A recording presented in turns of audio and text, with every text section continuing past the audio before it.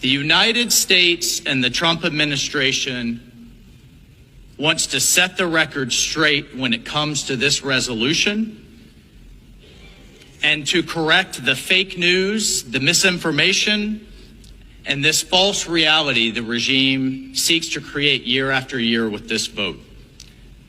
The facts are this is an illegitimate and brutal regime that seeks to cast itself as the victim of aggression while plainly describing itself as, quote, the enemy of the United States.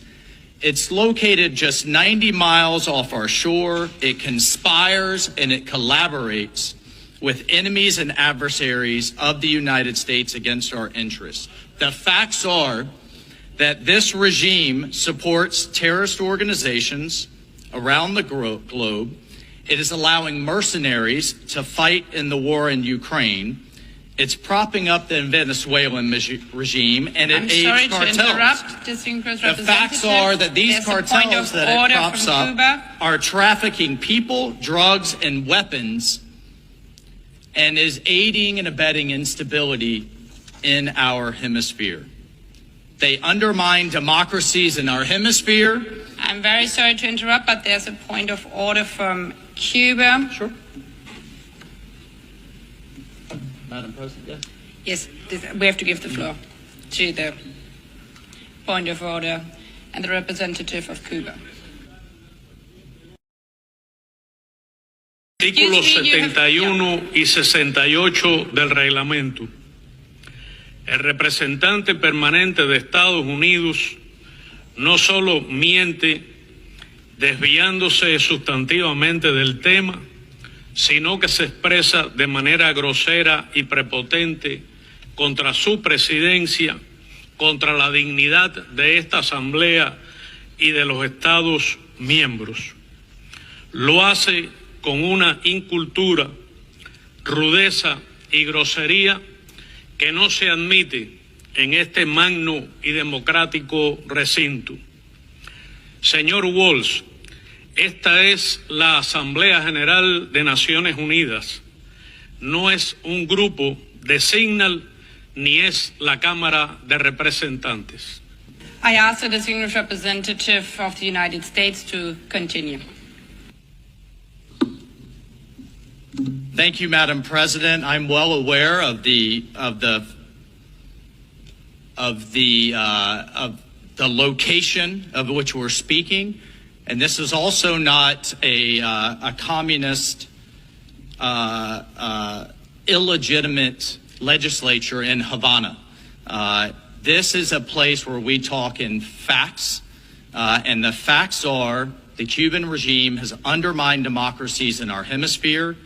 It has oppressed its own people, and it steals from its own people so that, quote, regime insiders can maintain their elite status. I don't need to say that on any type of chat. I'm saying that in front of the entire world, and it is well known within the Western Hemisphere for those who closely pay attention. So I would suggest that our member states stop appeasing the regime with their votes and instead use this vote to send the world a message. I would encourage you to send the regime in Havana a message and send the Cuban people a message. Stop using this vote to blame them and blame all of its economic problems on the United States. No government in history has ever made a communist economy work. Even fellow socialist and communist states are urging Cuba to open its economy to its own people, allow its people to thrive. And the only thing equal about communism and socialism is that everyone is equally miserable and poor.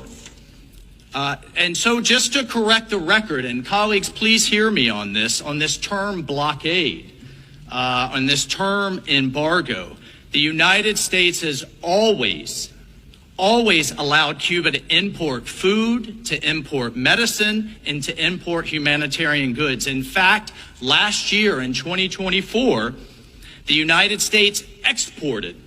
I've seen the ships leave the ports in Florida and in Louisiana. It exported $500 million of goods to Cuba, over $585 million of food, of humanitarian aid, of medicine.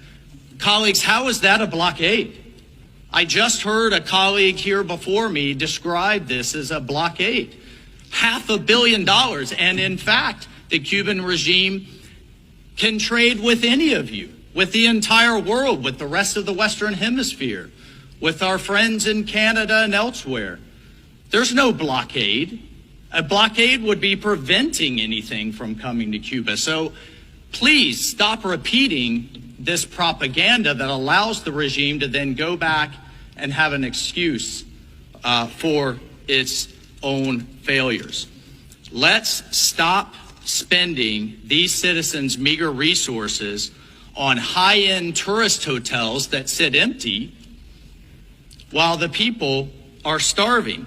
Tell the regime you've seen the investigative reporting about Cuba's military-controlled companies sitting on billions of dollars in offshore and overseas bank accounts, again, while its own people's needs are ignored. Please share with the regime its governance failures that have driven out 2 million Cubans have left Cuba, not coming in, they are leaving, and remind the regime to start prioritizing the needs of its own people. But most of all, it's time the regime is to be held accountable for its own human rights record, for its forced labor to make charcoal and cigars, for the 700 political prisoners that it continues to hold unjustly in prisons under horrific conditions and the constant threat of abuse and torture, the people that are rising up due to the oppression, that are arrested and treated brutally, and let's hold it accountable for participating in the human trafficking of medical professionals abroad that provides a source of cash for the regime. So, colleagues, you can send this message in a very easy way. Abstain from this vote or vote no with the United States. We enthusiastically welcome your support, and we enthusiastically and strongly encourage you to stop propagating this propaganda. There is no blockade. That is absolutely false. Let's send a message today, colleagues, in keeping, as the Cuban delegation has just said, in keeping with the history of this body, in line with human rights, in line with human dignity, and in line with a better future for the Cuban people. I thank you, Madam President.